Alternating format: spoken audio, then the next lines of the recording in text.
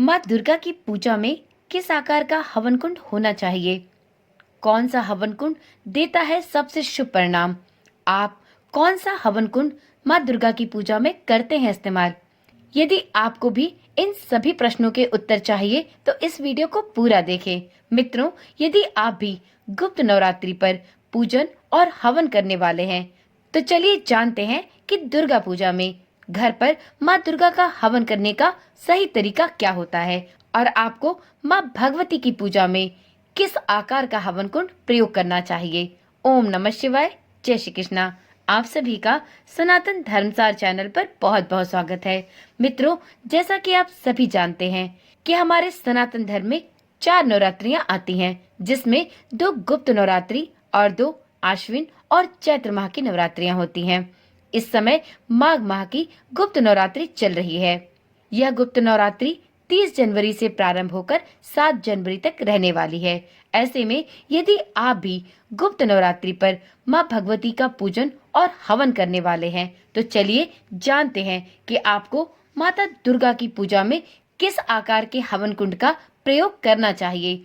कौन सा हवन कुंड आपके लिए शुभ और फलदायी साबित हो सकता है। यदि आप घर पर माँ दुर्गा का हवन कर रहे हैं तो आपको किस सही तरीके से हवन की विधि करनी चाहिए। मित्रों, ज्योतिषाचार्यों के अनुसार किसी भी पूजा को तब तक पूर्ण नहीं माना जा सकता जब तक हवन न किया जाए।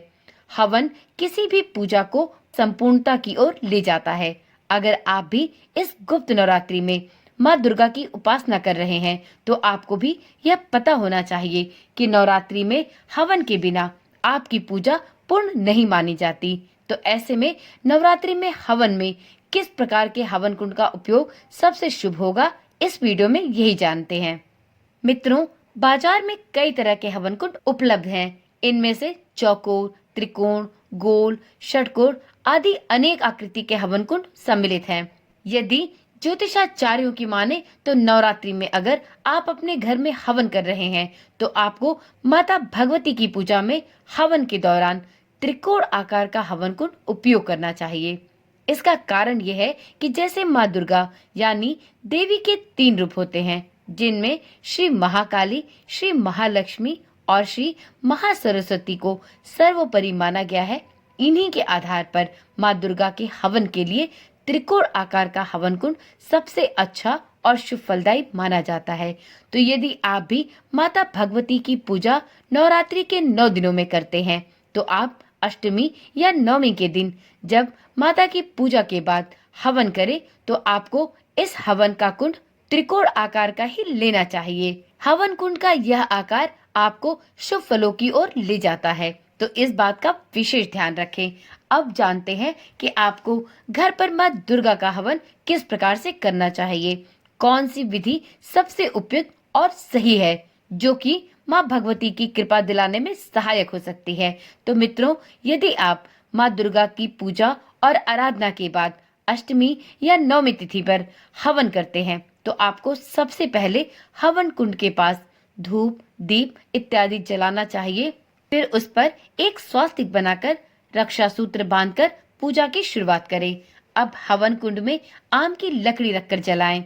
हवन कुंड की अग्नि में हविष्य की आहुति देते समय कुछ विशेष मंत्रों का जाप भी अवश्य करें। इसके बाद ब्रह्मा जी और शिव जी के नाम से भी आहुति अवश्य दें। मित्रों, नवरात्रि का हवन कुछ विशेष वस्तुओं से करना चाहिए। माता रानी के हवन में मुख्य रूप से गूगल, कमलगट्टा और घी का उपयोग करना चाहिए। ज्योतिषाचार्यों के अनुसार माँ दुर्गा का जब भी हवन करें उनके लिए खीर और देसी घी का हवन बेहद शुभ माना जाता है। अगर गाय के शुद्ध घी से आप हवन करें तो इससे सभी देवता तृप्त होते हैं। आहुति देते समय सभी 9 देवियों के नाम की आहुति अवश्य देना चाहिए। साथ ही 108 बार नरवाण मंत्र के साथ हवन करना आवश्यक है। तो चलिए मित्रों, आज की वीडियो यहीं पर समाप्त करते हैं और अगली वीडियो में हम जानेंगे कि माँ दुर्गा का हवन करने की सबसे सही विधि क्या होती है। तो यदि आप इस वीडियो को, इस जानकारी को संपूर्ण रूप से विस्तार से देखना और समझना चाहते हैं तो इस चैनल को अभी ही सब्सक्राइब कर लें। और साथ में नोटिफिकेशन बेल को भी जरूर ऑन कर लें, जिससे इस चैनल पर आने वाली सभी अगली वीडियोस की सूचना आपके पास नियमित तौर पर आती रहे। तो चलिए फिर मिलते हैं अगली वीडियो के साथ। तब तक के लिए ओम नमः शिवाय, जय श्री कृष्णा, राधे राधे।